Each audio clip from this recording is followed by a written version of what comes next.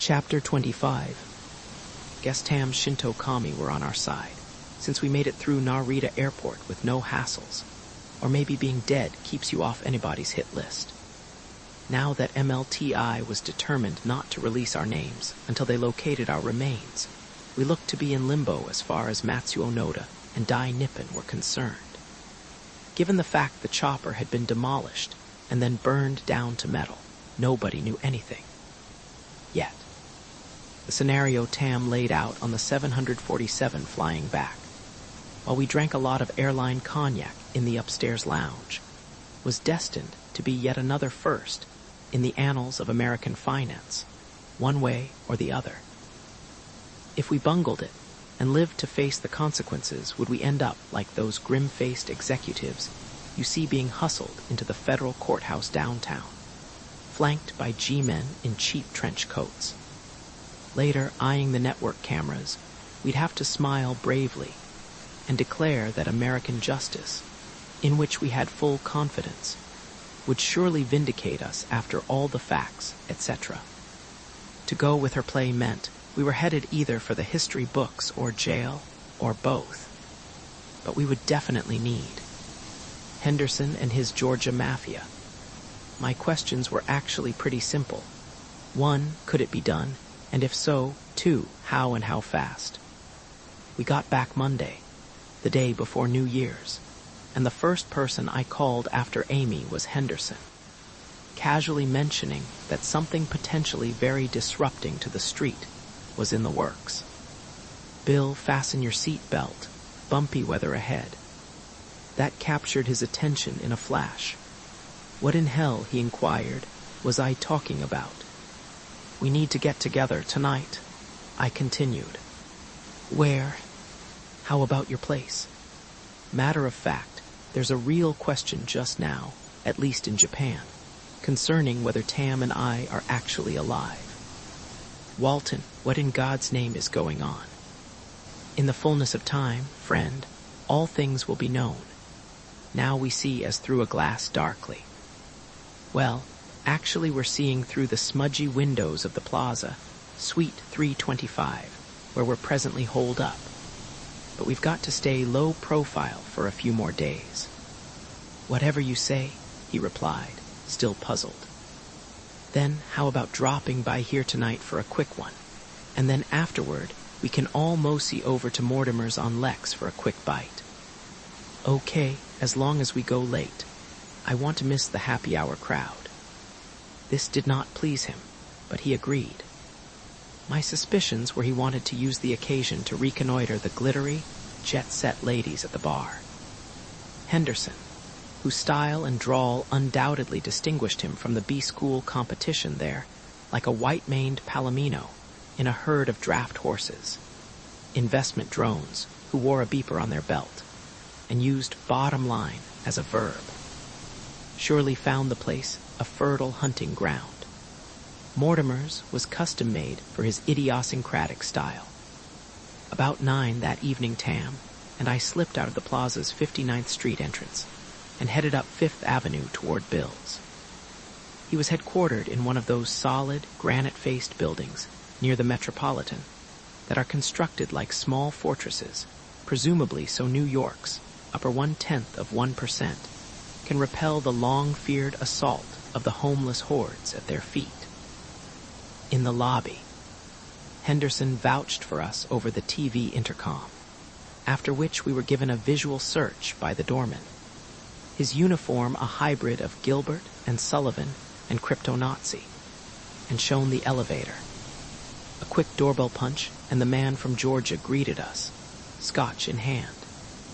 His little pied-à-terre was about 3,000 square feet of knee-deep carpets, old masters, I loved the Cezanne and the Braque, and masculine leather furniture. A padded wet bar, complete with mirror, and a bank of computer monitors for convenient stock action stretched across one side of the living room, while the sliding glass doors opposite faced onto a balcony that seemed suspended in midair over Central Park. While Tam, with her designer's eye, was complimenting him politely on the understated elegance of his Italian wallpaper, French art, and English furniture.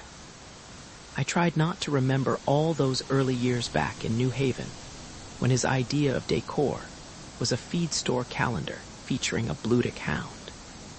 Although the balcony doors were open, the living room still had the acrid ambience of a 3-day-old ashtray. He poured us a drink from a half-gallon of Glenfiddich on the bar, gestured us toward the couch, and offered Havana cigars from a humidifier. I took him up on it, out of olfactory self-defense. So tell me, ladies and gents, what's the latest? He settled himself in the leather armchair and plopped his boots onto an antique ottoman. How are the Jap assault forces doing these days? They gonna take over the Pentagon next? Not that we've heard. I was twisting my Havana against the match. Though it might reduce procurement costs on toilet seats and ashtrays if they did. Henderson sipped at his drink, then his tone heavied up. Who are we kidding, friends? My considered reading of the situation is your boys on 3rd Avenue are unstoppable. They can do whatever they damn well please from here on out. That's not necessarily in everybody's best interest, Bill. I strolled over to look down at the park. Got any new thoughts? Can't say as I do. Our IBM play didn't get to first base. Noda saw us coming a mile away. Thank God I didn't get in deep enough to get hurt. He leaned back. What makes it so damned frustrating is the market's tickled as a pig in shit. Ain't nobody too interested in dissuading your friends from buying up everything in sight. Streets never seen anything like this kind of bucks before. It's a whole new ball game downtown. That's right, Bill, I mused aloud.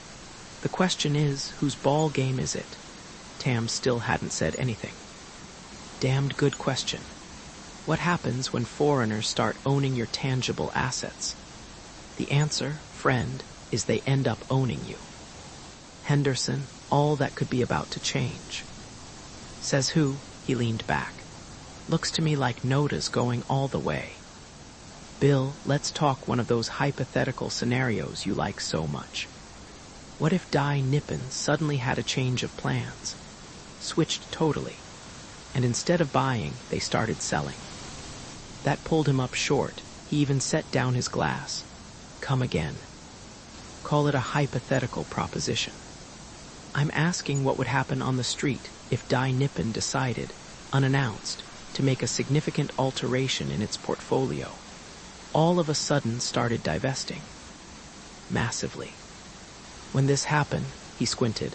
How much action we looking at? I didn't want to say it for fear he might need CPR for his heart.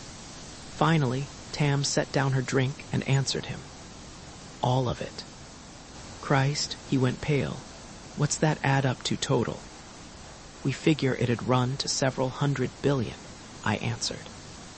He sat there in confusion. Over what kind of time period? That's part of the reason we wanted to see you. If, strictly as a hypothesis, they were to do something like that, as fast as possible, how long would it take? Just throw your hat at the number, wild guess. Timed, you mean? Exactly. Well, let's look at it a second here.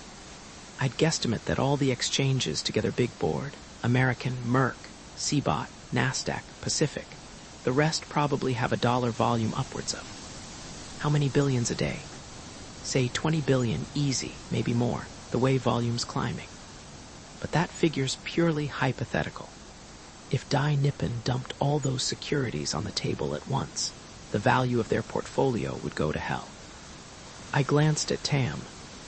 That's how we see it too, she said, and nothing more. What are you two suggesting? He was visibly rattled. Noda'd never pull anything that crazy. Bill, with all due respect, let's proceed one step at a time here with this hypothesis. I went on.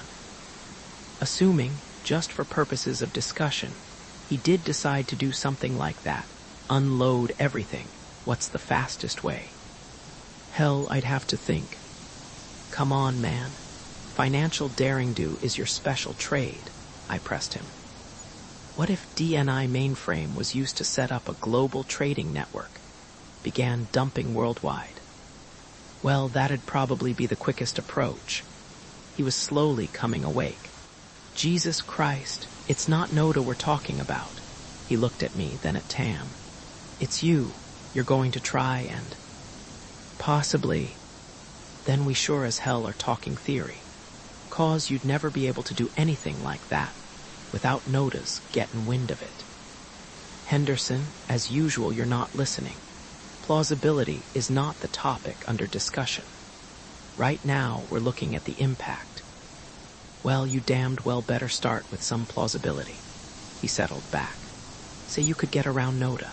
The next problem is, the minute word hits the street DNI dumping, all hell's liable to break loose. It'd be front page, and first thing you know, the market's going to be headed the wrong way. If you've got a heavy block of shares you want to divest, you damn well do it on the QT. 'Cause its price can start to nosedive. Folks tend to figure you know something they don't. The street's about 90% psychology and 10% reality, if that much. Just concentrate on the technical part, Henderson. Well, friends, any way you cut it, we're talking what I'd call a very dubious proposition. Those Jap institutions would lose their shirt if DNI dumped all at once. He exhaled quietly. You start rolling billions and billions in Japanese money. How you plan on keeping the thing from blowing sky high? You'd have nips climbing all over your ass in 10 minutes flat. You tried something like that. Henderson, relax. What if we did it anonymously? Like I said. Used the DNI mainframe, funneled orders through accounts everywhere, dummy accounts in banks all over the place. Wouldn't that give us some elbow room? Maybe, if you played it right. I'd guess a few wise guy analysts would probably sniff something in the wind, but nobody'd have a handle on the real action, at least not for a while. Things might stay cool temporarily. Are you saying that, in theory, the market side is doable, at least initially? Tam pressed him. I'm just guessing it's vaguely conceivable. He got up to freshen his drink. Be that as it may, though, the real problem is the Japanese end. I'd guess the shit's going to be all over the fan in Tokyo the minute you start selling. Those pension funds are not going to roll over and let you wreck their portfolio. Bill, I spoke up. They're not going to be able to stop us. Count on it. DNI holds the stock as trustee. Noda's rules. Ironclad power of attorney. So, I said very carefully, we are going to take over Dai Nippon. What the hell are you talking about? We told him, the Rambo part. Jesus, he stared at the two of us. What you're proposing is a major felony. I could get accessory and 5 years for just listening to this. Who's going to file charges? How about Mr. Matsuo Noda for starters? Bill, we just happen to have a little leverage with Mr. Noda-san at the moment. The minute he finds out, we're still alive. You damned well better, or you could be looking at a long interlude of pastoral delights up at the Danbury Country Club. He was still dumbstruck. Finally, he grinned. After parole, though, you could probably sell your memoirs to Newsweek for a couple of million and land a guest slot on Carson. There was a long pause as silence filled the room, broken only by the distant sound of a siren from the street below. For a minute, I had the paranoid fantasy. It was the first wave of the police SWAT team heading downtown to shoot it out with us. Finally, Bill turned back and fixed me with a questioning look. Are you really serious about this asshole idea? It's not without appeal. Walton, you dumb fuck.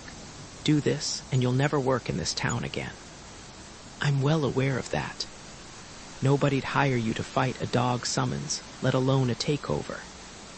Bill turned to Tam. Talk sense to this man. It was my idea. You're both crazy. He walked over to the bar and poured some more scotch into his glass. But what the hell? I've seen enough to know we damned sure better start taking this country back into our own hands one way or another. So you'll help, She was watching him like a hawk. "Well now, what's life for, gentle lady," he grinned, "except to kick ass now and again. Somebody's got to throw a monkey wrench into Noda's operation. If you think you can do it, then count me in. If nothing else, maybe we can cause a few waves down on the Potomac." What am I hearing? I found myself wondering. Dr. William J. Henderson, capitalism's pillar of sober reappraisal, entertaining a scenario straight from a CIA handbook. Of course, Bill still hadn't heard the second half of the play. "Fine, we could use your help on the setup." I glanced at the row of CRT screens behind the bar. First, there's the matter of getting control of DNI supercomputer, and then we'll need somebody with trading experience. Is there any chance you could bring in one of your boys to oversee that end? How do you figure on running it? I'd guess our best shot is to stay off exchange as much as possible. Use Jeffries, third market outfits like that. And also keep the money offshore, international, with a lot of separate bank connections to handle the transfers. Maybe also float some of the interim liquidity in overnight paper to cover our tracks, just so we can generally keep the lid on everything as long as we can. Then it so happens one of my boys might just fill our bill. That's his thing. He operates freelance now, but he's good.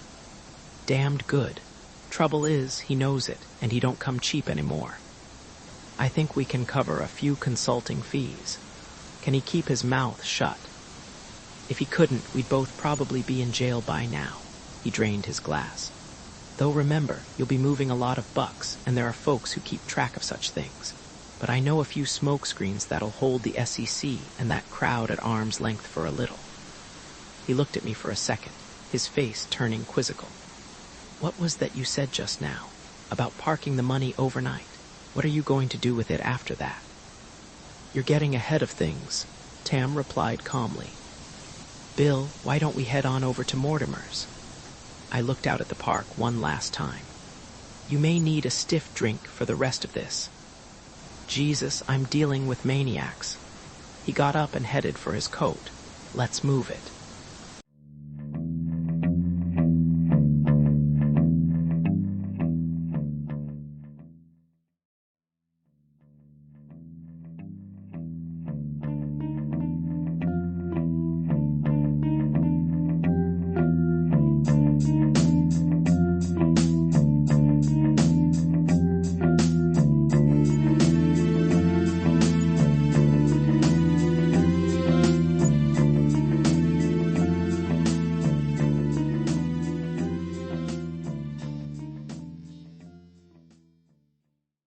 Chapter 26. Bushido. Take it apart, Bushido, and you have military night ways, the rules of chivalry that governed every moment of a samurai's existence. This code of honor of the warrior class, this noblesse oblige, was also known as the way of the sword. For a samurai, the sword was a sacred icon, an emblem of strength and inner resolve. Casual handling was unheard of. You never stepped over a sword. You never treated it with insouciance or irreverence. It was an extension of your character. A samurai regarded his katana as the symbol of his caste. A weapon, yes, but also a constant reminder of who he was, his obligations as well as his rights. Which was why I needed the prize of my collection in hand when we entered our final battle with Dai Nippon. I wanted to face Matsuo Noda with classic dignity, with the Japanese honor he had scorned, to let him know he had a worthy opponent, one who understood the meaning of Bushido. I also wanted in that process to stick those DNI guards' Uzis up their ass. I'd be needing a katana. Our meeting with Henderson was Monday night.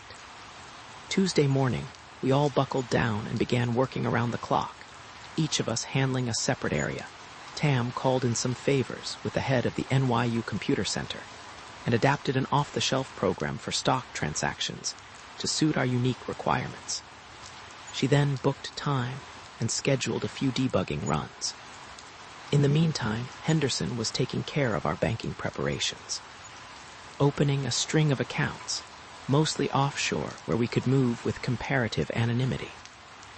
Also, we all got together at his place a couple of times and blocked out exactly what we wanted to unload first, names and dates. While Tam and Henderson were setting up the financial end, the electronics were my responsibility. I was on the phone all day Tuesday knocking heads with Artie Wilson, an old friend who operated a maritime radio business down on the island of St. Thomas. Together, we assembled a piece of gear needed to address one of the essential telemetry elements, and Wednesday night, he took his boat over to St. Croix to install it. I think I've already mentioned the marvelous Caribbean beach house that had practically fallen into my and Joanna's hands a few years back. It also sported, as do a lot of island places, a TV satellite dish, and it so happens this one was massive, a 20-footer. Now, what is not commonly appreciated is that those concave parabolas can be used to broadcast as well as receive. Artie and a couple of his cronies worked all Wednesday night and got it rigged the way I wanted it, including a dead-eye bead on the commercial satellite currently being used by DNI for proprietary communications with Noda's Kyoto office. I figured it like this. If Captain Midnight could override Home Box Office's satellite network using a receiving station in Florida and broadcast a Bronx cheer to Time Life, we could by God knock out DNI High Security Channel for an hour or so. Artie would be on standby Friday, ready to flip the switch. Noda was apparently still in Japan, presumably busy throwing obstacles in Meaty's path, or maybe searching for the remains of his silver case. Let him. We were about to start handling his communications with the DNI office for him via a setup of our own devising. One nice thing about global electronics is that if you get a network far-flung enough, nobody can trace anything, which was what we were counting on. After we'd killed Noda's primary communication system, we intended to substitute some Japanese hardware we'd had installed at Henderson's together with a little help from a mutual friend in Sherson Lehman's Tokyo office. The arrangement was complicated, but it looked workable on paper. Thing was, though we'd have to get it right the first time, no dry runs, all of which tended to make me uneasy. You don't leave anything to chance when you're playing our kind of game. You need to have a backup. This feeling brought to mind an admonition in an old 16th century text on swordsmanship. The Hi-Ho Cadden Show, something to the effect that you should surprise your opponent once, and then surprise him again. So, strictly on my own, I went about a bit of Bushido lawyering, using that power of attorney Noda gave me back when we started out to set up a fallback position in case Tam's scheme somehow failed. This twist, however, I decided to keep under wraps. Nobody needed to be diverted just then worrying about worst-case scenarios. That's what corporate councils are for. It was the most hectic week of our lives, but by 3 p.m. Friday we were ready, assembled at Henderson's place and poised for battle. Using his new hardware, we got online to Sherson's Tokyo office, Bill cashing in a decade of stock tips with a long-time acquaintance. We then fed him the meaty ID codes we'd picked up from Ken during that ill-fated episode at the Tsukuba Teleconferencing Center, and he used these to patch back through to their New York Jetro offices. Finally, we got St. Croix on the phone, holding. Time to synchronize everybody's watches. Tam was wearing her usual designer jeans, a blue silk shirt, and had her DNI flight bag freshly packed for the long days ahead. That thing says 3:28:37. Henderson was watching one of his monitors behind the bar, now blinking off the seconds. Then let's all get ready to set at 3:29, said Tam. Which we did. Okay, time to roll. I punched the speakerphone. The line to St. Croix was still open. Ready, Artie. Say the word, my man. The voice from the box came back. We got the watts. You on frequency. Loud and clear. Sound like they run in some kind of coded transmission. Don't read. Double check, Artie. We can't mess up. You're on 26 RF 37,558 JX10. Right. Yo, my man, who doing this? He bristled. Think I can't hit nothing less it got hair round it. Just nervous up here, okay. Settle down. At 3:30, exactly 27 seconds from now, go to transmit. No problem. Stay on channel, Artie. Don't wipe out the old TTME gospel hour or something. We're about to be in enough trouble as it is. You the one bout to be up to yo ass in bad news, Freen. Me. I just some oyster-shuckin' jive nigger, don't know shit. Except I found myself thinking how to make a monkey out of the U.S.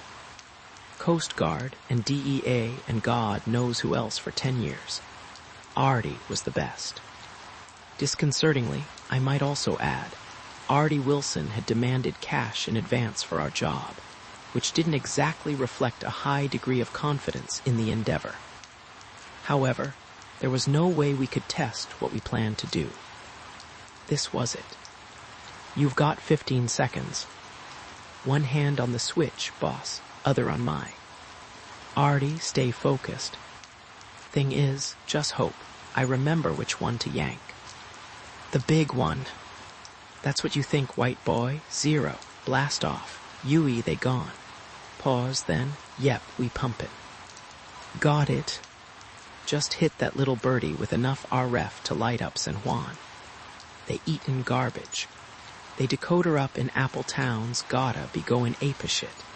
They can't be readin' no telex, no nothing. Okay, keep it cranking. I turn to Tam. You're on. We're already patched through on hold. All the way through Tokyo and back. It was still a bit dazzling. We're going to look just like an auxiliary MIDI transmission. All I have to do is put in the DNI code, then request the connection over to 3rd Avenue. She tapped away on Henderson's keyboard, sending the ID through Sherson's Communications Center in Tokyo, then back through Jetro on 6th Avenue, from whence it was routed into the communications room at DNI 3rd Avenue offices. Since she was using the standard DNI transmission format, we would look authentic. Right now, with their primary satellite channel gone. The Jetro link should be DNI only high security connection to the outside world. She began the transmission in Japanese kana. Attention, eyes only, J.N. Tanaka. Special instructions regarding operations. Please confirm routine satellite communications channel currently inoperative. Moments later, the message came back. Confirm communications malfunction. Then Tam, due to technical difficulties with transmitter, weekend operations terminated. Staff advise alert number, message J9. That last was DNI special setup that caused the computer to automatically dial the home number for all members of the staff, giving special instructions. Message J9 told everybody not to come in until further communication. God, was DNI efficient? The mainframe just kept dialing each number till somebody picked up. It even talked to answering machines. We figured that would head off most of the next crew. All we needed was a window of a few minutes between the goings and comings. Then a message came back. As Tam began translating for us, though, a strange look was spreading across her face. Operations already suspended as of 2:57 NY time per security link instructions. Staff leave of absence. Is this confirmation? Repeat. Is this confirmation? What in hell? Henderson stared at Tam, then me. Whose damned instructions? Matt, what do you think's going on? Tarn's fingers were still poised above the keyboard. Why on earth would DNI Kyoto order a shutdown here? That's a big question, one that had no answer. Better just fake it and fast. What else can we do? She revolved back around to the keyboard and began to type. Confirmation. What personnel remain? Back came Tanaka's reply. As instructed, security personnel only. Tam, get off the line. This feels wrong. She wheeled back again. Transmission concluded. Stand by for further instruction. Tanaka's reply was brief and to the point. A man of few words, confirmed. Whatever's going on, we've got to get over there. I hit the speakerphone line again. Artie, keep them jammed till 5:05. That should do it. If we're not in by then, we're dead. You got it, boss, came back the voice. Any longer, some government honkey's gonna put on a trace. Be our ass. Correction, yo ass. Just pack up your gear and haul out of there. The FCC's the least of our problems at the moment.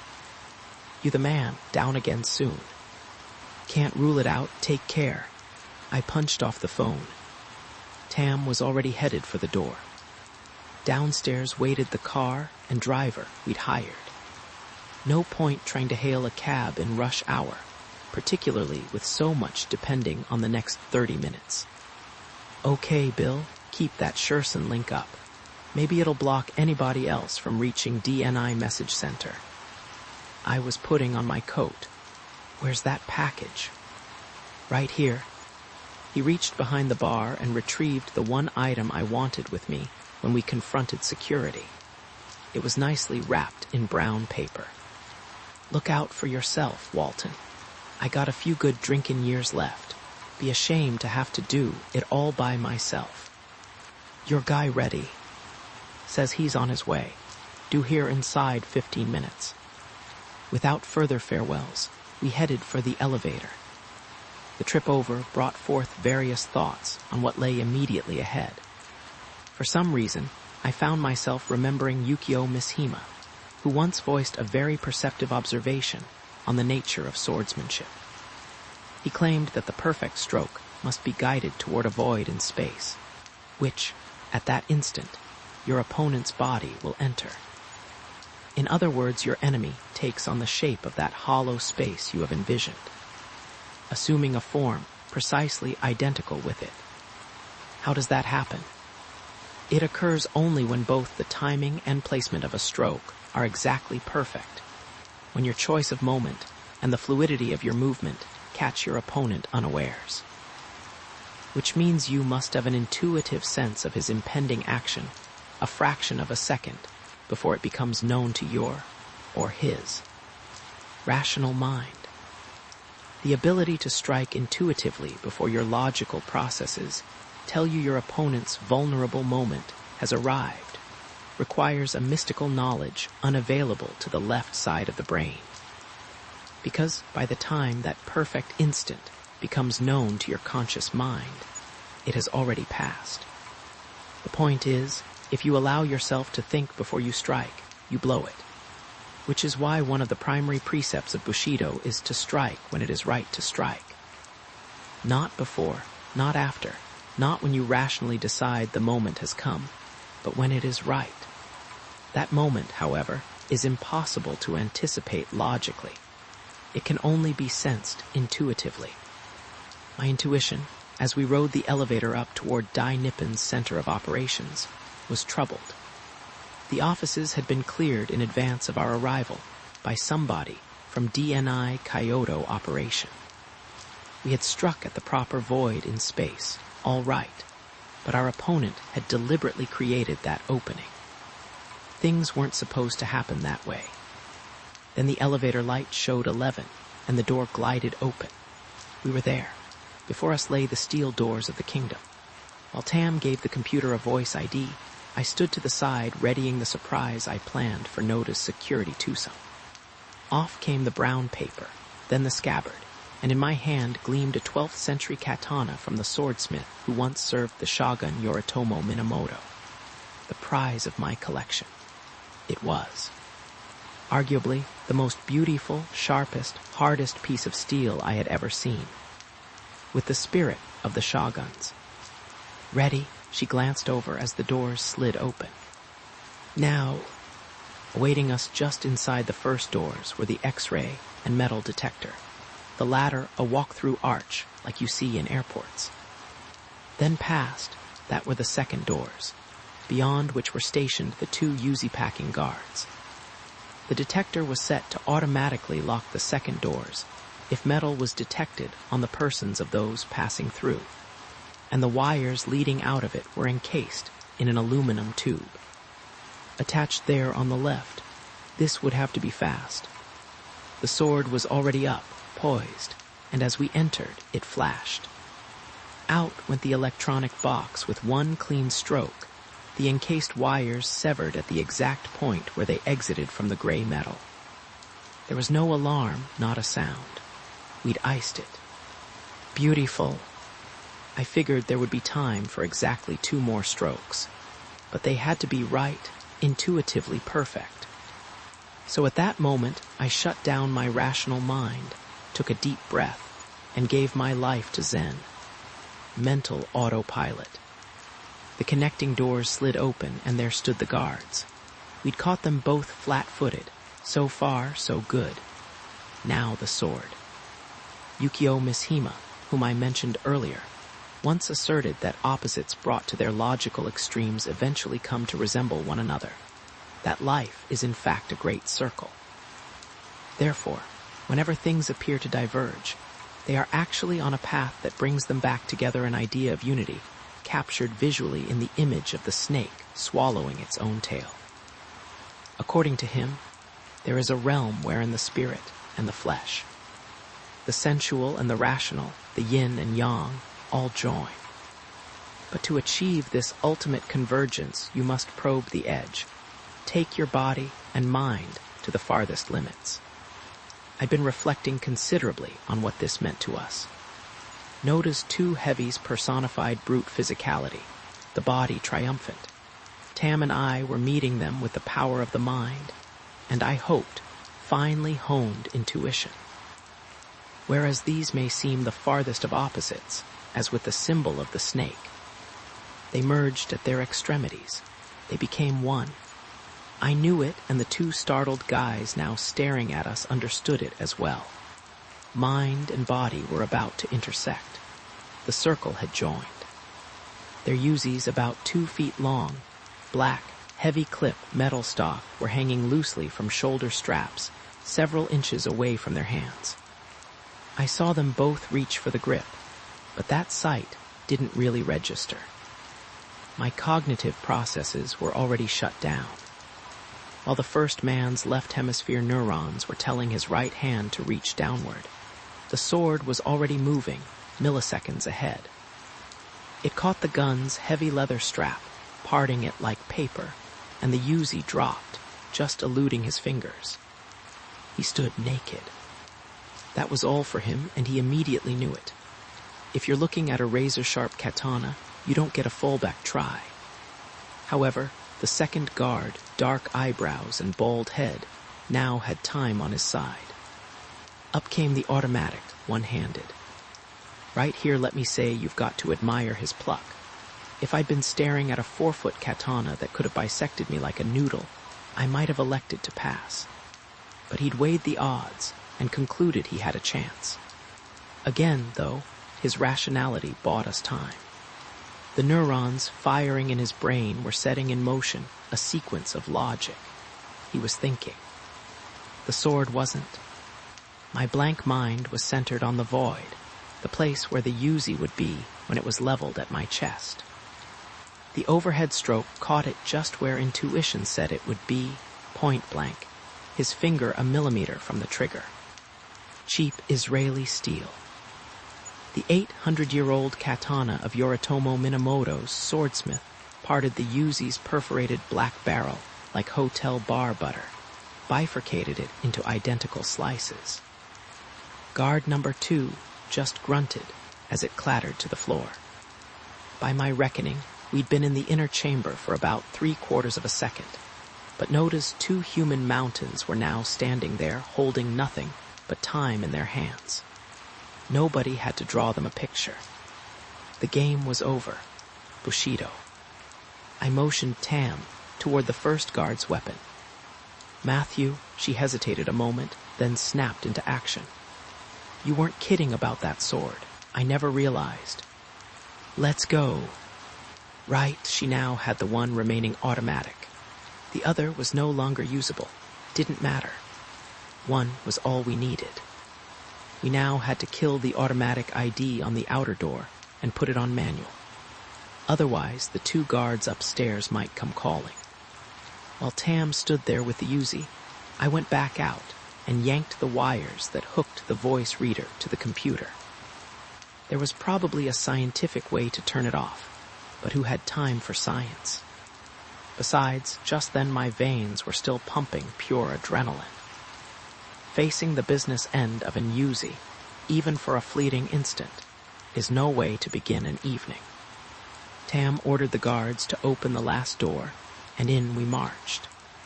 Tanaka was standing outside his office, his dark eyes glazed, his bristle-covered skull rosy with shock. He turned even redder when he saw the katana. Nobody had to tell him what it could do. Mr. Walton, why are you here? We're about to undertake some corporate restructuring. Tam proceeded to herd Tanaka and the guards into Noda's office, pausing just long enough to kill the phone wires. As he began to recover, he commenced sputtering about legal action and jail and general hellfire. Who cared? As of this moment, the offices and computer of Dai Nippon International belonged to us. Henderson was informed of our progress when his phone rang at exactly 4:48 p.m. He arrived, along with his Georgia Mafia computer expert, at 5:17, and Tam met them at the security doors. I wasn't actually there to welcome them aboard, since I was guarding Tanaka just then and engaged in a small one-on-one with the man, explaining to him that Matsuo Noda's ass was ours. The president of Dai Nippon, I advised, was a few short days away from becoming everybody's lead story, featured as the Japanese executive who'd, apparently, rebelled against his homeland. Noda was no stranger to headlines, of course, but he preferred to engineer them himself, so this definitely wasn't going to be his style. Matsuo Noda was, albeit unwillingly, about to make history. As I broke this news to Dai Nippon's chief of New York operations, I sensed he was definitely less than enthusiastic about the prospect. Well, he'd have a few days to get used to the idea, since nobody was going to enter or leave the 11th floor for a while. It was still a bit difficult to believe what had happened, or even more, what was next. But sometimes reality can have a way of outstripping your wildest powers of imagination. A space shuttle explodes, a nuclear meltdown in the Ukraine, $10 oil, all of it too far-fetched to make credible fiction. It could only exist in the realm of the real. We were about to start moving billions and billions of dollars, fast. And since we didn't know how long we could continue before Matsuo Noda figured out a way to stop us, we were going to adhere to a schedule that covered the most vital sectors, first those outfits, whose R&D TAM considered strategic to America's future technological leadership. Our goal for the first day was 5 billion worldwide. Thus the countdown began. Henderson's financial artist loaded TAM's new program tape onto DNI Big NEC supercomputer and cranked up. We had roughly 60 hours till the opening bell on Monday.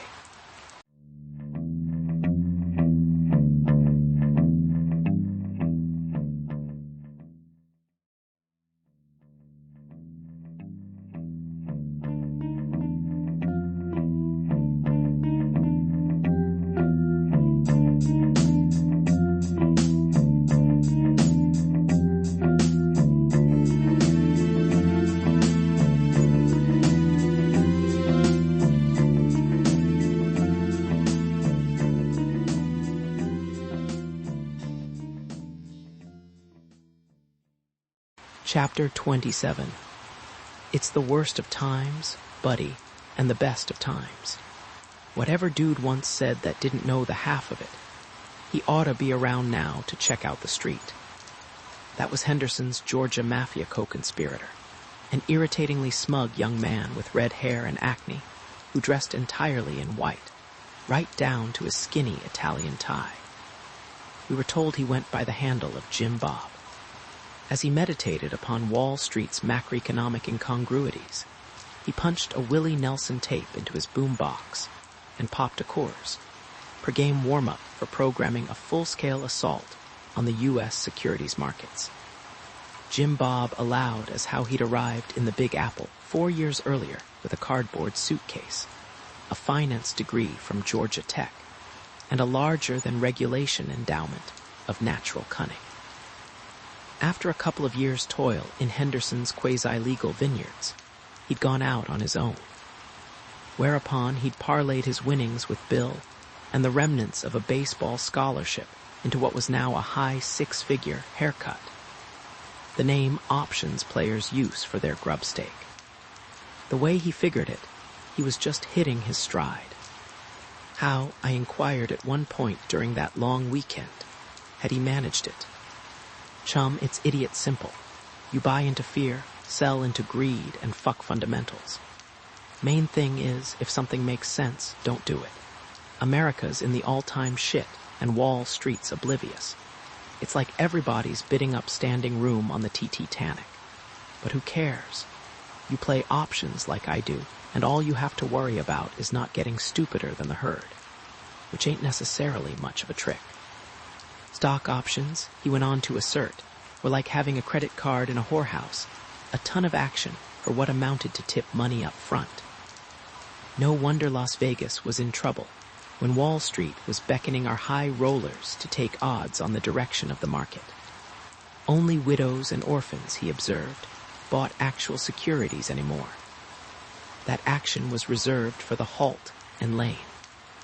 While country singers twanged beer hall soliloquies on the general increase in faithless women, Jim Bob coded in the brokerage houses and offshore banks we'd be using, the catalog of stocks in the DNI portfolio, and our sequence of transactions.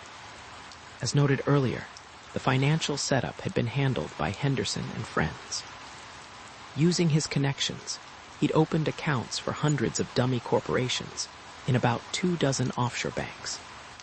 He stuck to the usual no-questions-asked operations like Banca della Svizzera Italiana and Bank Lou in the Bahamas, the latter a Swiss-owned Nassau laundry that had, in years past, reportedly destroyed records and lied to the Securities and Exchange Commission as a favor to certain of America's more inventive inside traders.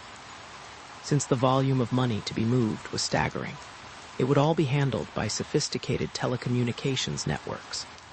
We would pass it through the anonymous accounts we'd established, accessed both ways by computer, and it would never be touched by human hands. DNI cash would flash in and out with total cover. Added to that, anybody who tried to trace us would first have to break through a traditional Swiss stone wall. To dump the stock we were planning to exploit fully the new globalization of the financial scene.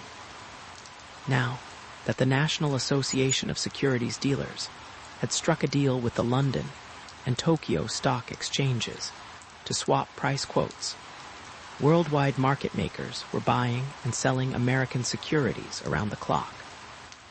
Plenty of active market making was happening off the exchange floors as well, at places like Jeffries out on the coast, which had recently handled a massive Canadian takeover of an American company overnight, entirely off exchange.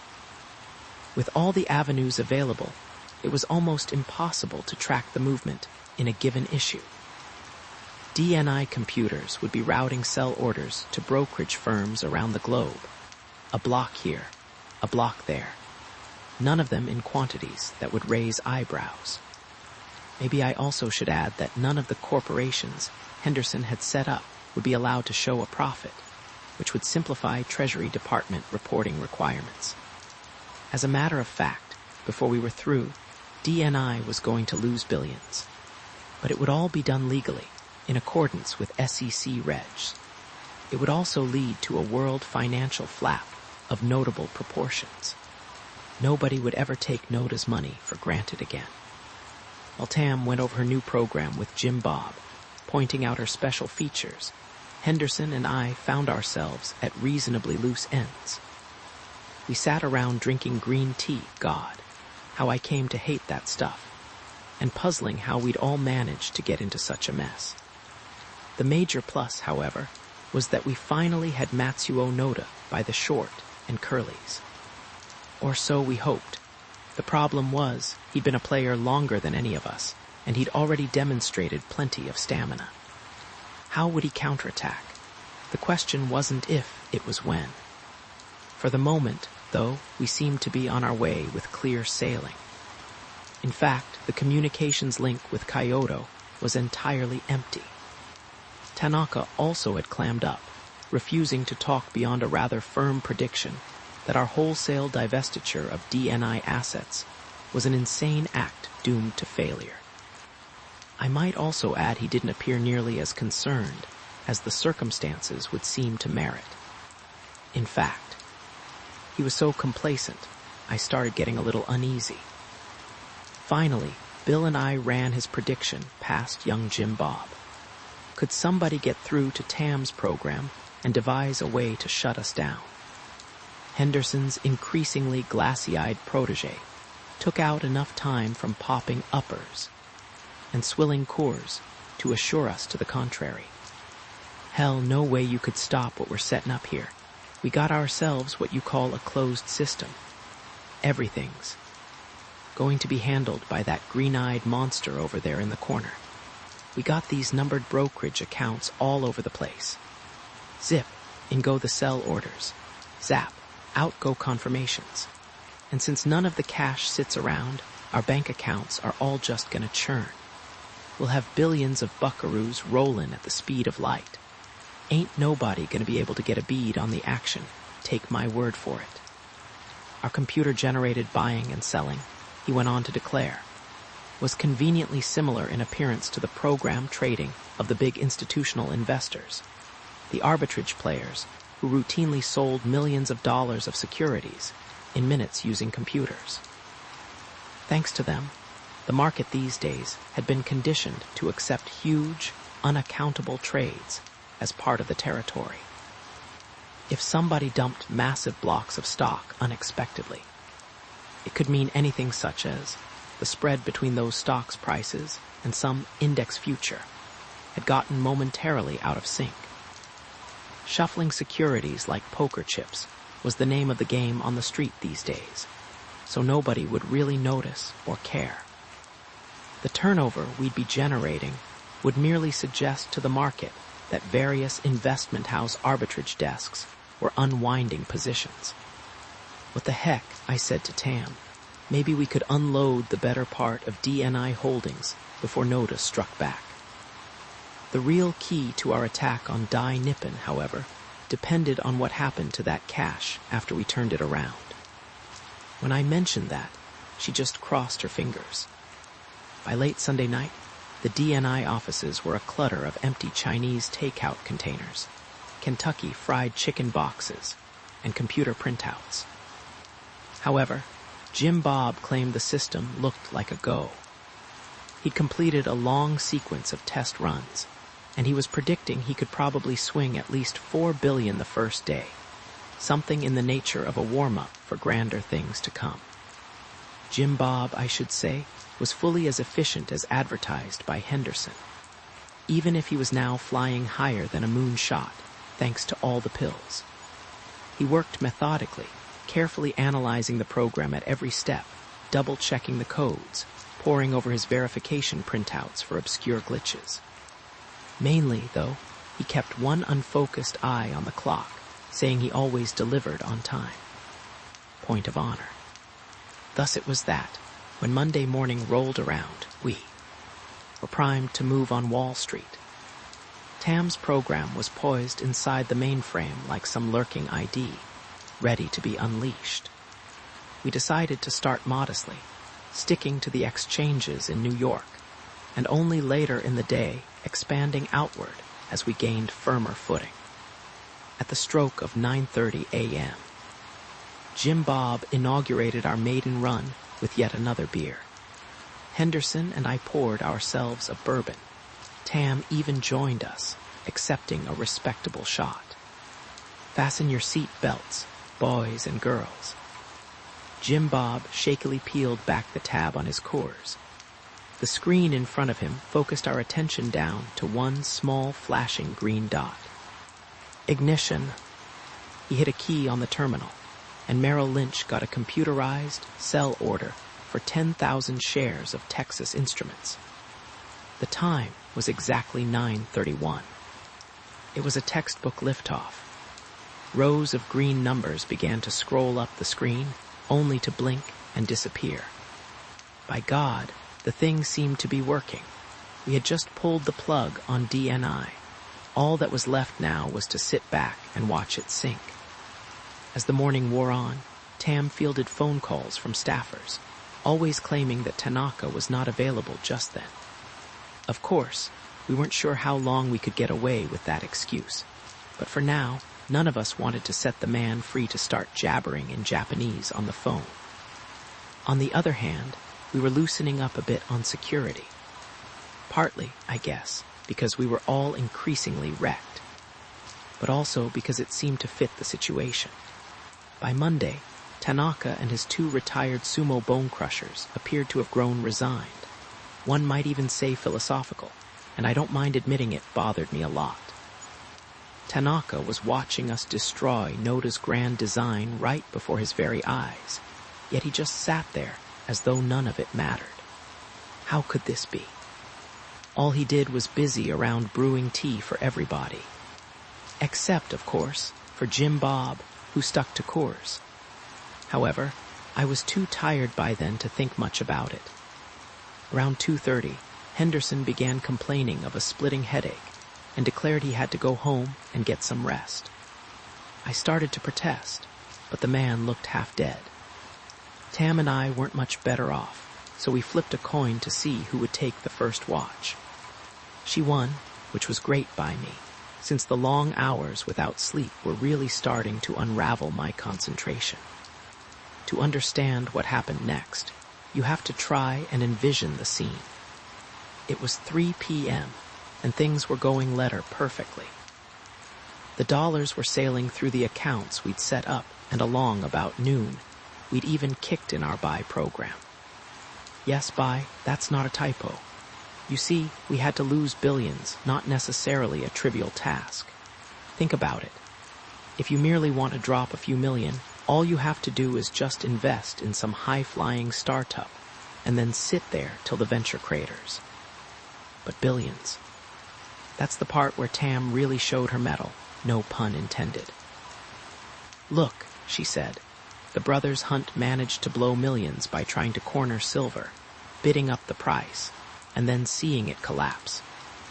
But we've got to get rid of some serious money, so why don't we do the same thing, only with a commodity worth something?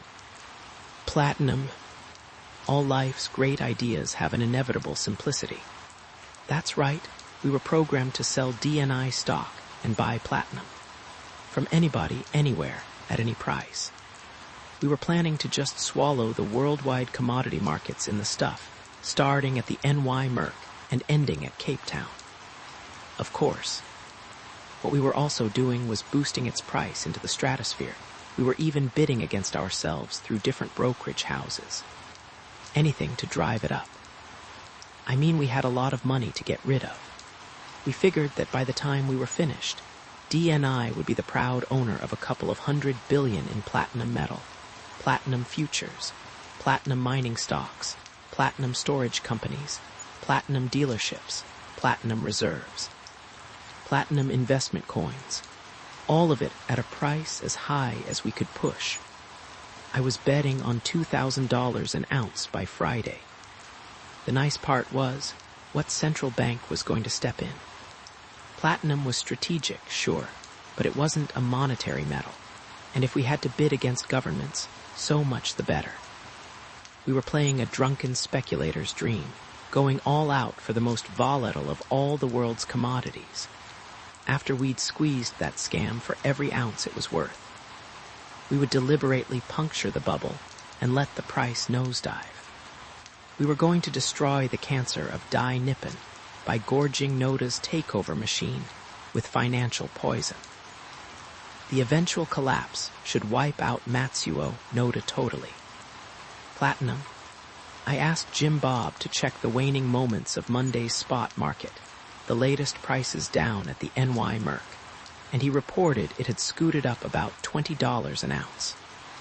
A little slow maybe, but then we were just starting out. I figured it would probably double in a couple of days. Such was my fond hope as I drifted off for a nap on my desk. Tam was in Tanaka's office, half nodding in her chair, while Jim Bob was sitting before his monitor, still nourishing himself with beer and colored pills. I gave him the Uzi and told him to help Tam out by keeping an eye on Tanaka and the two guards, all now sleeping like a baby. My last vision was of Jim Bob sitting there, the Uzi draped over his wrinkled white lap, clicking away at the keyboard. I slept right through Emma's 4 o'clock phone call from my office downtown, when I awoke around 9 p.m. Jim Bob mentioned she'd rung. No message, he said. Then don't worry about it, I mumbled to myself. Get back to her in the morning. Tam didn't seem to remember the call, which momentarily troubled me. Had we both been dozing at the helm? Well, who could blame her? In spite of my own nap, I still felt like hell, so I dragged myself up, stretched, wandered around the office, drank some more green tea, and inquired of Jim Bob how things seemed to be proceeding. Looking good, he grinned. He was now working Hong Kong and the Asian exchanges, limbering up the satellites as he flashed our DNI's money around the globe. Anybody heard from Henderson? Not a word, he said in a tone that seemed disconcertingly pat. I briefly toyed with heading down to the street and trying to locate an early Bulldog Times to see what kind of a splash we were making in the press. But since Tam was now sound asleep, I figured I'd better stick to duty. I vaguely recall stumbling into my office to rummage for an old box of no DAWs stashed somewhere there in the desk, and thinking how nice it would be just to lean back in the chair. A phone was jangling in my ear. As I pulled erect, the clock on my desk was reading 10:30, my God, a.m., and I felt as if I'd been run over by an 18-wheeler. What the hell was in that green tea Tanaka had been brewing? Inside the receiver at my ear was Emma, and what she had to say brought me awake like an ice-cold shower. In a voice, brimming with triumph, she announced she'd just resigned, and I could consider this official notice thereof. In fact, she was price shopping Florida condos this very minute. What did I think of Coral Gables? And I was lucky she'd bothered to take out time to inform me of her intended plans. By Wednesday, she expected to be able to loan money to the Rockefellers, in case they should need a little liquidity on short notice. How'd you come by this sudden fortune? I asked. Where, she snapped back, have you been? The Dow Jones average was about to double, if it hadn't already. Funny, but the rest of the market was going nowhere. Oddest thing she'd ever seen. However, it only went to show what she'd always told me, and if I'd listened to her instead of those smarty-pants uptown brokers. I'd be rich now, too. Stick with the blue chips. IBM was up 30% since yesterday. AT&T was flying. GM was selling for a price that would make you think they were back in the car business. What the hell was she talking about? That's when I noticed a copy of Tuesday's New York Times lying there on my desk, right next to the phone. Only at first it didn't seem like the Times. Or maybe Punch Sulzberger had just been swallowed whole by Rupert Murdoch, because I hadn't seen a headline that arresting since the Post's immortal, co-ed jogger slain in bed. It was Banner, right across the top. The Times headline writer was practically orgasmic. But whereas the Post gets off on mere sex, the good Grey Times reserves its libidinous juices for that ageless aphrodisiac, money. New York Stock Exchange prices explode. NEW York volume skyrocketed on the floor of the New York Stock Exchange yesterday, as buyers for big board issues responded worldwide to a renewed confidence in American industry. Analysts are calling this the first leg of the great bull market of the 1990s, saying this surge has been overdue for a decade. Leading the phenomenal rally were a number of America's foremost corporations. I came off my chair like a shot and headed for Tam's office. Is anybody following what's going on outside? Her face was down on the desk, dark hair tousled across her cheeks. She looked up and rubbed her eyes, obviously knocked out too. Strange. What? Her voice was slurred. Something's gone crazy, I yelled. Where's Henderson? Then I remembered he wasn't there. However, I did locate Jim Bob easily enough. He was in Noda's corner office, wide awake, and still carrying our Uzi. Only now there were two of those long black automatics present, the other lying atop the wide teakwood desk. One more thing.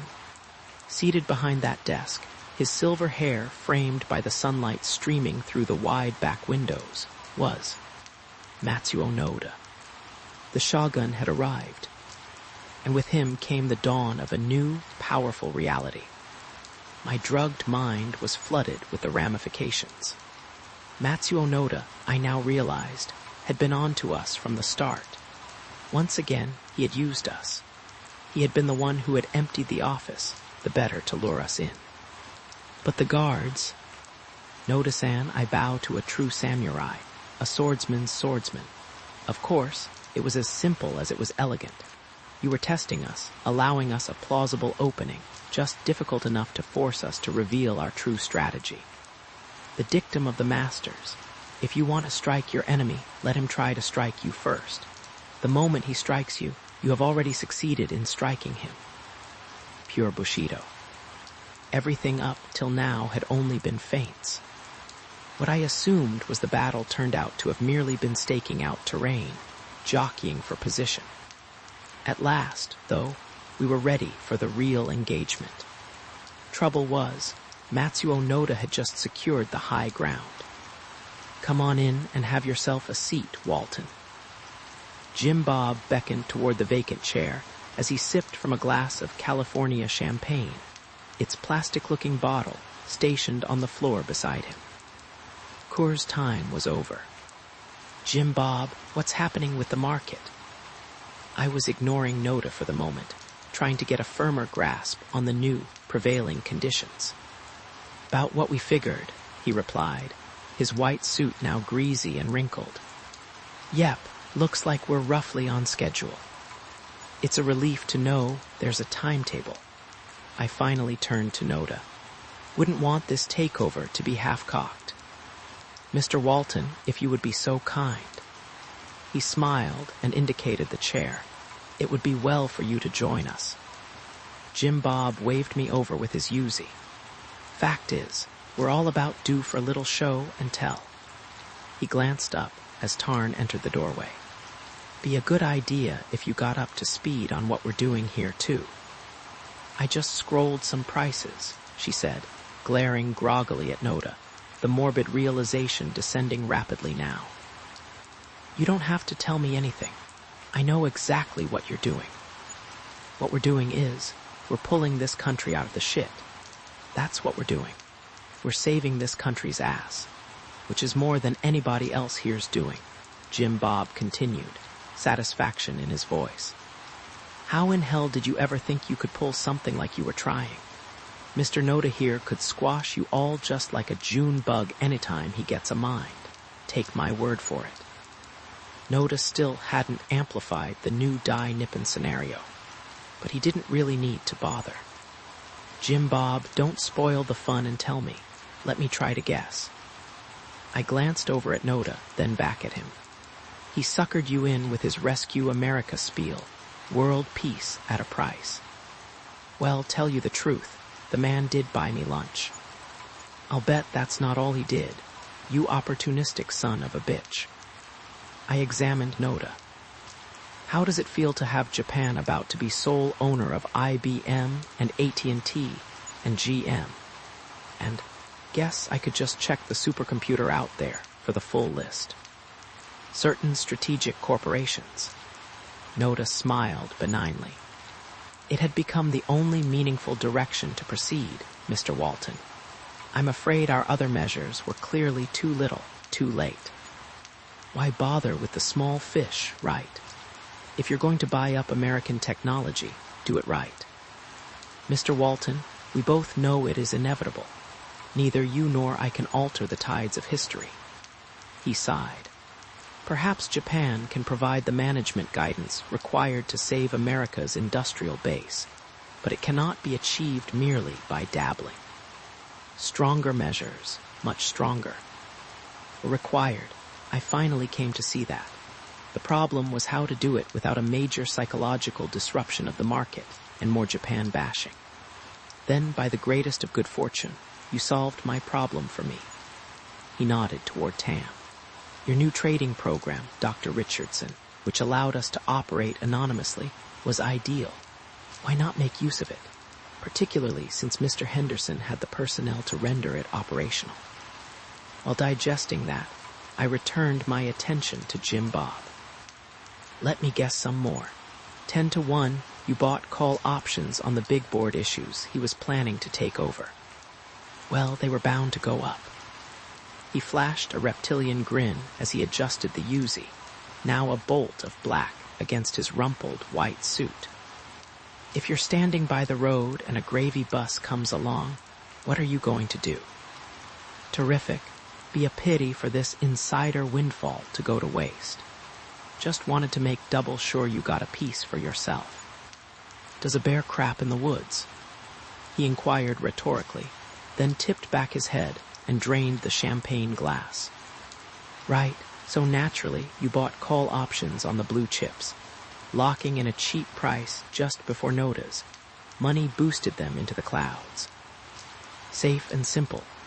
Of course, some traders go for index options, S&P 500 *S, and indicators like that. But that's always been too airy-fairy for me.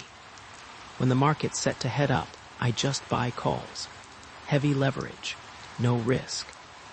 I concurred, nothing too abstruse.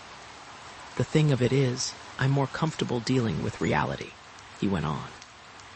I like to kick the tires, check under the hood, so that index crap's not my style.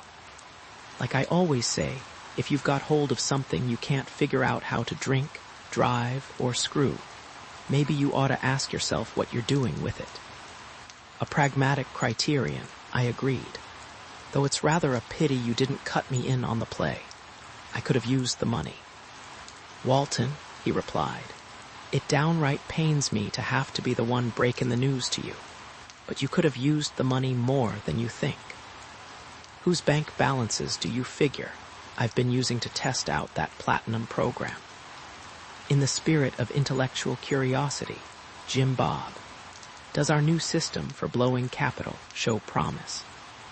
From the looks of my early churning, I'd say you got yourself a winner. The fucker, how in hell did he get access to my money? I decided to just ask, whereupon he obligingly explained. Well, we're hooked into every bank computer in town. He was unblinking, a drugged-out zombie. Account numbers aren't exactly a state secret, given the right phone call. Same goes for trust funds. Trust funds. Let me be sure I've got this straight. You've also wiped out my daughter Amy's college money. She's now penniless, too. We're close, real close. He reached down and retrieved the bottle, then sloshed more of the cheap bubbly into his glass. I'm figuring I can have everything down to a goose egg by sometime roundabout. Lunch, probably. I decided then and there I was going to kill him, and Matsuo Noda, with my own bare hands. The only question was whether to do it at that moment or later. Jim Bob, for the record, you two have just fucked with the wrong guy. When somebody starts messing with Amy's future, I tend to lose my sense of proportion. Nothing personal, Walton. You just had to be stopped, that's all. He grinned. Figured it'd get your attention. Besides, way I see it, this man here's absolutely right. He's got the only answer that makes any sense. As long as sellout artists like you get rich in the process. It's in the grand American tradition, buddy. Enlightened self-interest, better known as looking out for number one. Everybody else here's hawking this country's assets to Japan and getting rich doing it. So why not? Besides, we've still got a ways to go. Time to give you all a piece of this thing too. If we play ball. Exactly. You greedy prick. I was considering just strangling him on the spot, nice and uncomplicated. Noda's not here for anybody but himself. That's not the way I see it. He glanced over toward the man, who was still silent as a sphinx. You wouldn't have the brains to understand even if we told you, but maybe there's something you can comprehend. I glanced at the metal grip of the Uzi on Noda's desk. One lightning move, and it was in my hand. I'm not going to let you do this. It's already done, pal. He lifted his own Uzi and leveled it at my forehead, grinning, his little idea of a joke. I've got that NEC mainframe out there programmed for weeks of trading. Billions. Pow. He jerked the barrel upward, then continued. Way I've got it rigged, ain't nobody can turn it off now. We just as well all go fishing. Jim Bob, take care with that gun. Somebody might just decide to ram it down your scrawny throat. Ain't gonna be you, buddy. He reached for the champagne bottle again, no longer grinning. Mr. Walton. Finally, Noda spoke again. I assure you this is for the best. What you two were planning was very ill-considered. Not to mention that, if I'd actually permitted you to sink Dai Nippon's capital into some volatile commodity, and then manipulate the markets, you might have given our institutional investors an enormous loss of confidence in my program. I have a responsibility to make sure that never happens. He studied Tam. Dr. Richardson, you especially disappointed me. You betrayed my trust, something I always find unforgivable. You betrayed my trust. She looked ready to explode. Lied to me, exploited me, used me. You perverted everything I had planned.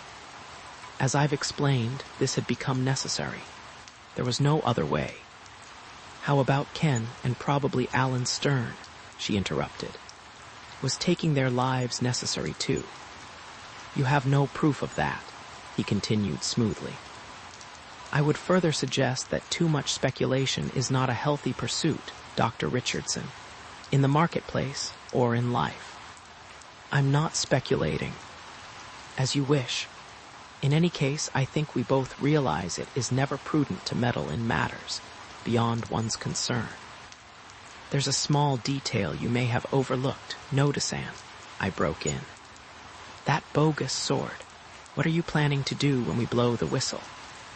My timetable for Nipponica is now proceeding on schedule, Mr. Walton. He glanced at the Uzi on the desk, his voice ice. Consequently, you are expendable as of this moment.